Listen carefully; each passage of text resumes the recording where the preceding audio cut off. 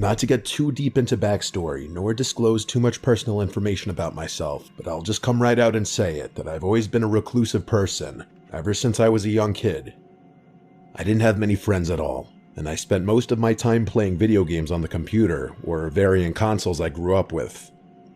As I got older, like high school, I started to get into just going on long walks exploring.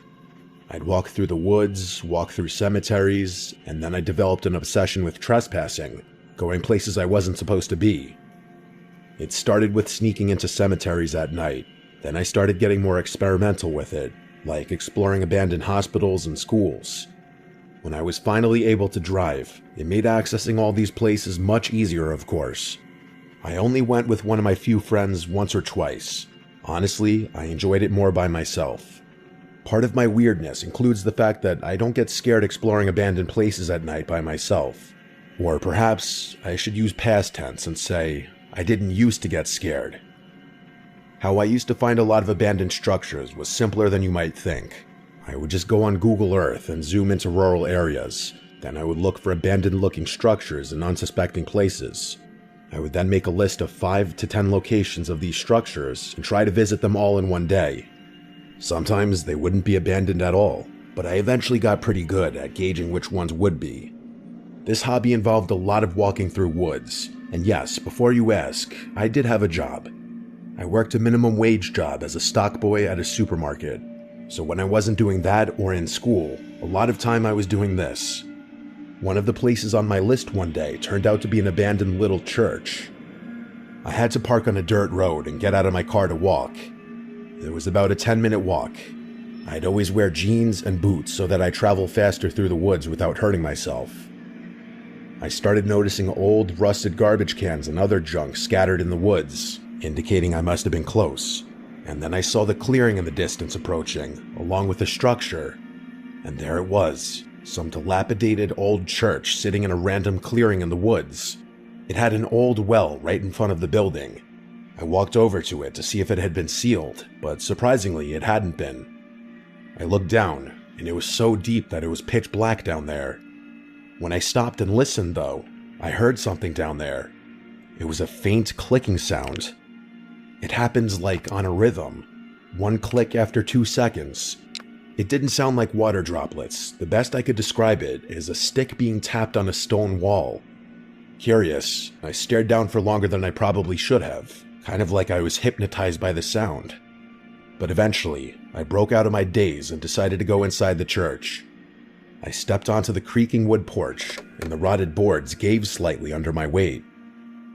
The large double doors were ajar, not surprising.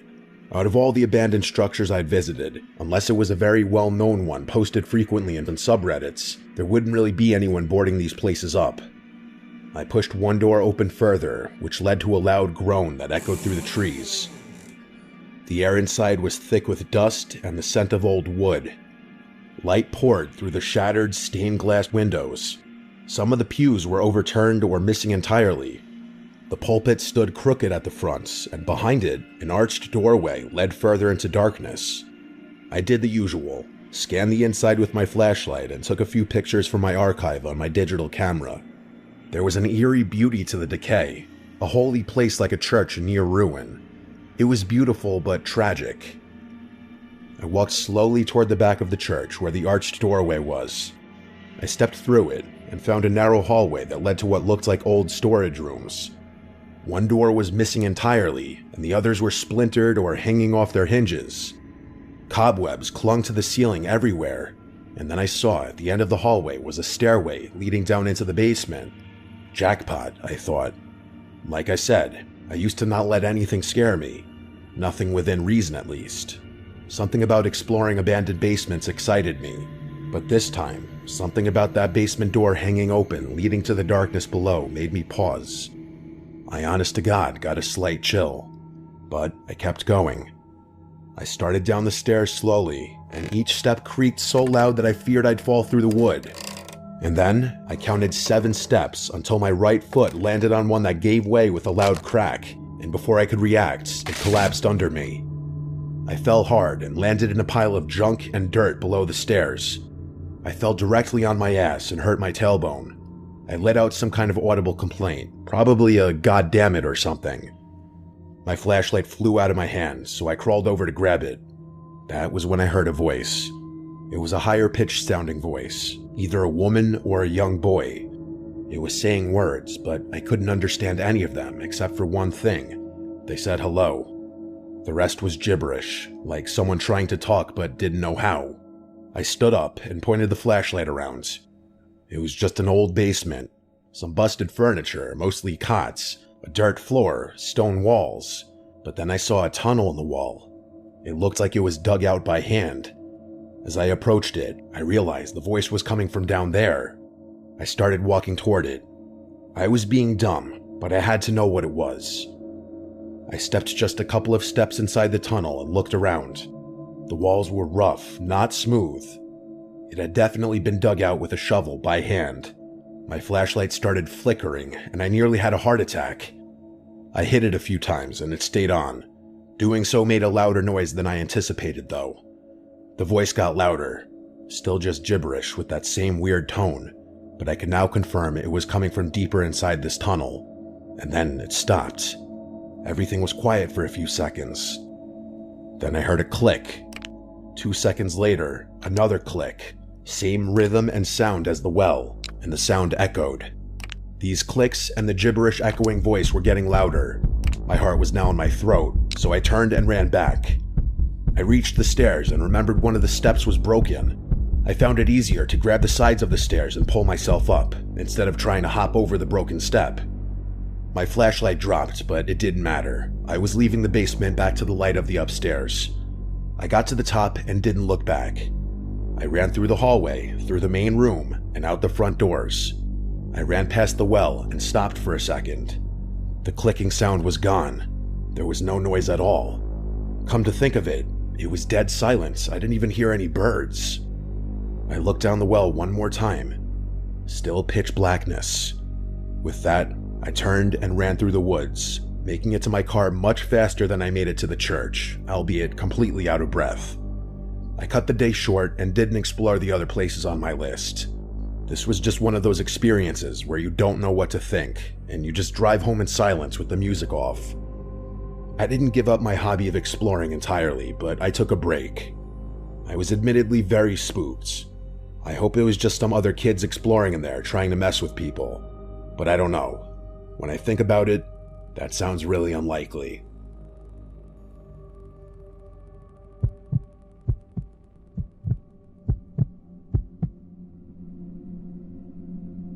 This happened to me a while ago and is still stuck in my mind. Me and my friends often like to be in the outdoors.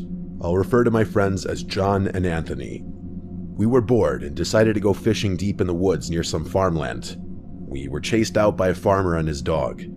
We tried to hide, but his dog found us and he threatened to call the police, even though he was already on the phone with his friend, which we found weird. Honestly, we kind of found it funny. So for whatever reason, we thought it would be a good idea to go back the next day and sneak onto the property to explore it. It was nearing about an hour before dark, and this property was huge, acres upon acres. We had to hike through some deep woods, similar to the one we had been fishing in before. Although we scoped it out on Google Maps, it was still easy to get lost. I remember thinking to myself that we should be out of there before dark. At first, everything seemed normal, and I wasn't getting any bad gut feelings. We were admiring the horses and petting them. I remember thinking it was weird having all this farmland and only horses. I compared it in my head to my uncle's farm, which is a lot smaller but has about 10 different types of animals, not just one. I just brushed it off and thought that maybe the owner specialized in horses. After walking through the woods, we reached the fence bordering the property. John was leading the way, I was in the middle, and Anthony was behind us. This is when we stumbled upon a rundown house with multiple trophy cars and a broken down RV. We were shocked at the discovery and snuck around some of the cars. There was also a very creepy rundown shed. It was crazy to see. I even took this video. Fucking Corvette. Raptor. Bentley. Holy shit.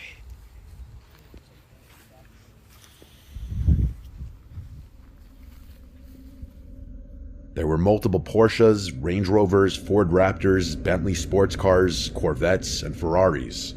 The deeper we got and the more cars we saw, we realized we probably shouldn't be seeing this, since some of the cars were parted out. We suspected it was probably a criminal ring stealing cars. After we had seen all the cars, John decided it was a good idea to explore the inside of the camper while Anthony kept lookout. I held the door open for John since he's kind of the smallest, so I thought he would be best suited to explore it. There was evidence somebody was living there, fishing rods, fresh food, bedding, and other stuff. Although the camper was run down, we understood it was somebody's home, so we got out of there. I forgot to mention there were also car tires inside. We were not there to break or destroy anything, just look around. We snuck around to the back of the property where all the cars were. There were side-by-sides, and we made the connection that they were probably used to run the property. There was also a rundown shed, and when we went inside the back of it, we caught a foul, horrible smell. We kind of just brushed it off and laughed, joking that maybe it could be a body. None of us really believed it though. Then we heard the gate at the entrance of the property open and slam. It was about 1,000 feet away. We were heading back to the wood line because we didn't want anyone to see us, and that's when a van turned onto the street we were on. It was nearing dusk and the headlights were on, so we sprinted through the woods, not sure if he saw us. This is when we probably should have left, but we decided to explore the other side of the property. After walking along the outskirts and hiking through more woods, there were a lot more horses, but we finally got to the main house of the property. Again, it seemed very run down. About 25 feet to the right was another camper, or at least what looked like a camper. It was massive, about 50 feet long, and probably hadn't moved in 50 years. We almost missed it because it was completely covered in vines. Right next to it was another rundown jet ski, also covered in vines. We managed to get the door open, but didn't want to make too much noise since we were so close to the main house. Even though it seemed abandoned, we wanted to be cautious, not just because we were trespassing, but because there was similar suspicious stuff on both ends of the property, which I could only assume was connected to the car stealing ring. I knew if we were caught, it would be a problem. We snuck around the house and saw what was probably the most luxurious car on the property. Although it was run down and old, it was still an amazing sports car, a Ferrari. I didn't get a picture or a video since we were still near the main house and the horses were making a lot of noise. We got sketched out on the far end of the property. There was a boat and cooler inside a fridge. John looked around the boat, and the cooler was about 15 feet into some very thick vegetation. We joked about the probability of a body being in there. At this point, the mood was still kind of jokey because we were exploring something we weren't supposed to see. When we got closer to the freezer, another terrible smell came, like the smell of death and rot. We decided to back off, assuming the worst, and didn't want to open it in case there was something we really didn't want to see in there. We got a bad vibe, and we were on our way back when Anthony started hearing things. We paused and listened with him, and we heard the noises too. I can't really describe them. I don't know if they were just normal wood noises or if everything just seemed amplified because we were paranoid. The vegetation was about head high, and there was a rock that each of us took turns standing on to get a better view of the property. When John went up there, we were still laughing and joking. Then he turned to us, looking like he had just seen a ghost. He wouldn't speak, so I decided to get on the rock and look for myself. What I saw is seared into my brain. Over the vegetation, I saw a man sitting at a table with a black cat. That wasn't the scary part. When I looked at his face, there was no hair, no eyes, no mouth, no nose, no facial features at all. You can call me crazy, but I know what I saw. We were about 50 feet away, and it felt like the man was staring at us, but we genuinely couldn't see his eyes since he had no features. There was also a woman with him who made direct eye contact with me, and that was the moment she started running in a direction to cut us off from the property. I don't know if the man's featureless face was real, or if he had white medical tape or bandages covering it. I still can't decide, but his face was pure white and his head was very small. I still can't get it out of my head. After that, it was still dark, and we had a long hike through the woods to get back to where we came from. We felt as if we were being followed almost the whole way, and we almost took a route that was 2 miles out just to get away. There were weird noises like stomping feet, galloping, and screams. We tried to be quiet through the woods, but also tried to move quickly. We ended up making it back and made sure we weren't followed. I genuinely still don't know what that was, or if it was human, but I can't get this experience out of my head, and I know none of us will ever go back.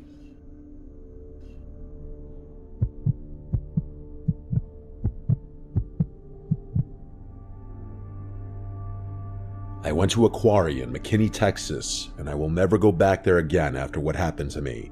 Here is a little backstory so this will make sense. The first time I went to this quarry, it was pretty sketchy. Me and a couple of my friends, Josh and Miles, went to this quarry for cliff jumping, since we had seen some YouTube videos of people cliff jumping at it, and we found out that it was only about a half hour away from where we lived. Both Miles and I are old enough to drive, me being 16 and Miles being 17. So we thought that it would be a really good idea to go. Once we got to the quarry, it had a really sketchy vibe to it. There was a small dirt road that led up to the quarry, which made a circle around it. To the left were these ghetto-looking white buildings, which were pretty much just white metal boxes, and to the right was the fence that surrounded the rock path that led to the quarry. We drove down this road in Miles' Jeep, and there were tons of signs saying stuff like no trespassing or warning blasting zone. And there was even this big white piece of cardboard that read, "Trespassers will be shot on sight." It's important to note that in Texas, people can legally shoot you if you're on their property, but it just doesn't really happen much. We decided to drive back to the beginning of the road where there was this gravel parking lot by an old building which looked like it hadn't been touched in years. Miles parked the car, and we all reluctantly got out of the car and began our walk to the quarry. While we were walking, a truck drove right past us, and the driver just kind of looked at us with a blank expression on his face. Honestly, it was pretty scary when the car passed us, but the fact that he didn't do anything made us think maybe they don't care too much if we're on their property. We kept on walking, and then we came to the fence where we were supposed to jump to get onto the rock path that led to the quarry. We went to the smallest cliff jumping spot first, and saw a pretty big snake swimming in the water after the first 10 minutes of being there. So we decided to wander further down the quarry where we saw a decent-sized cliff, about 35 feet.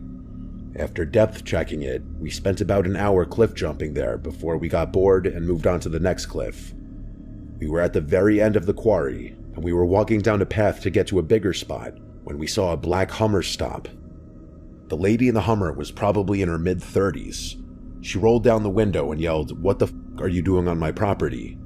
It honestly kind of shocked us all. And I responded with saying in an innocent voice, "What do you mean? We thought this was public property." She knew we were lying straight to her face and yelled at us some more. Then she said something that I'll never forget. She picked up her phone and said, "John, get the gun." Me, Miles, and Josh all froze. We were scared to death. She said to follow her and drove slowly down the path about 20 feet to a gate. We decided to follow her. We were all saying that we were so sorry and that we would never come back again, and she let us go after saying the cops are on their way, so you better haul ass that way before they get here, and pointed towards the dirt path that led us away from her property. We told her thank you and ran faster than any of us thought we could. Then we got in the Jeep and drove away. I wish this was the end of the story, but it isn't. A couple of months later, Miles asked me if I would ever go to the quarry again, and I reluctantly told him that if we had a bigger group together, then I would go. We got a group of 5 together and went back to the quarry in my car. I drove, and after about an hour, we arrived at a church which we would be parking at, which was about 2 minutes away from the quarry. We didn't want the lady somehow seeing our car and getting our license plate number. We walked down the dirt road that led to the quarry and passed by a few cars. One car stopped next to us, and a guy who was probably in his early 20s told us to watch out for a black Hummer. We laughed and told him the story of what happened the first time that we went to the quarry, and then we were back to walking down the dirt road. We jumped the fence that surrounded the quarry and decided we would just go to the second spot, so that we would at least be a tiny bit out of sight of the dirt road. We were at the spot for about an hour and having fun when a silver van pulls up at the end of the dirt road about 25 yards away. It wasn't the black Hummer, so we weren't running away just yet, but we were getting our stuff ready in case we had to run. It was for the most part out of our sight due to trees being in between us and the van. We waited there for about a minute and thought that the guy was just doing something in the car when we heard 2 loud gunshots really close to us. The gunshots scared us half to death, The exit of the quarry was not very close, probably about 300 yards, and about 125 yards to get on the main dirt road which led off the property. I led the way, with my friend Aiden trailing not far behind me. I heard more gunshots about 40 yards away, and it sounded like he had shot about 8 shots so far, but when I looked back, I couldn't see the guy who was shooting at us. We got to the fence and jumped it, and we were now on the main dirt road that led to the exit. Out of pure luck, the guy we had talked to earlier, who had warned us about the black Hummer, was in his white truck on the dirt road. We begged him for a ride, and he gave us a ride back to the end of the property. We thanked him and then ran back to the car. We all got in the car and drove away, never to see that quarry again.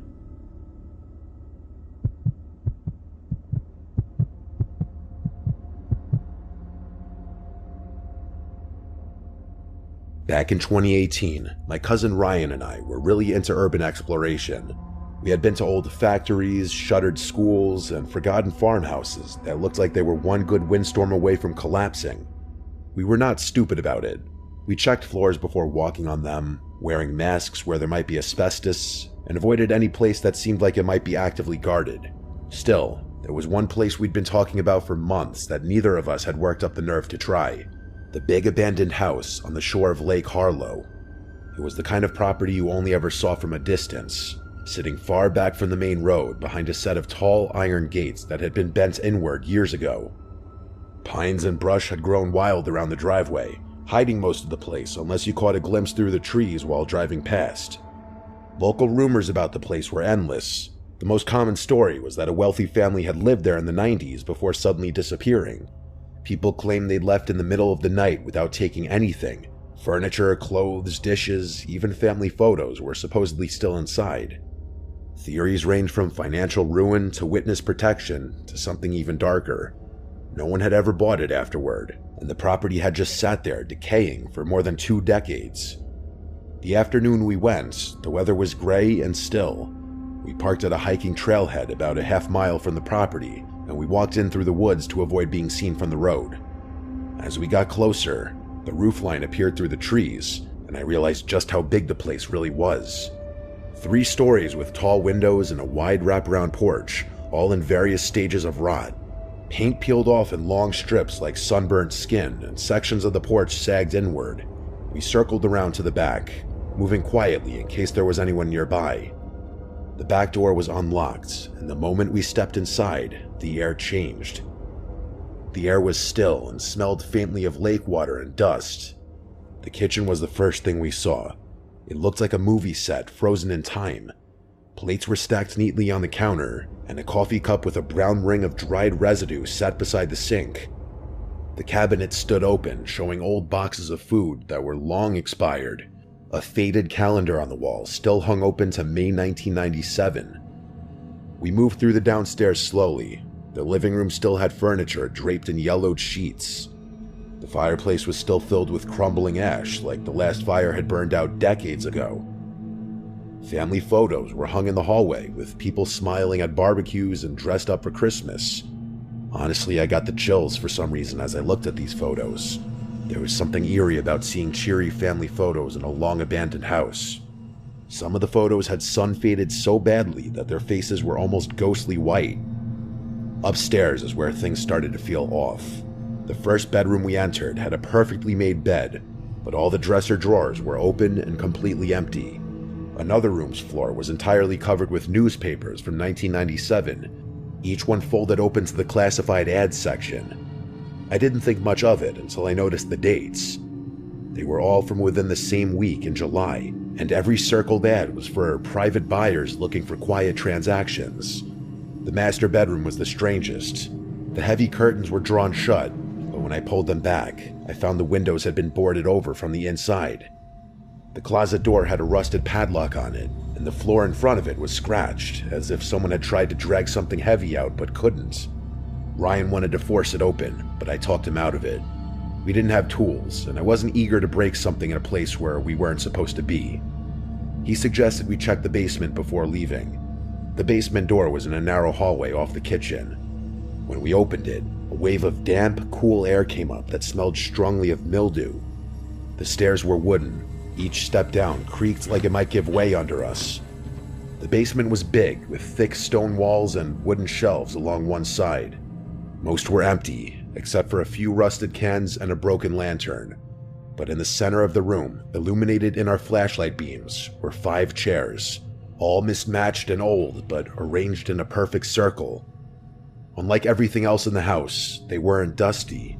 The seats looked recently used. I was about to whisper something to Ryan when we both froze. Somewhere above us, a door closed. The sound was clear as day, and it was followed by footsteps crossing the floor above.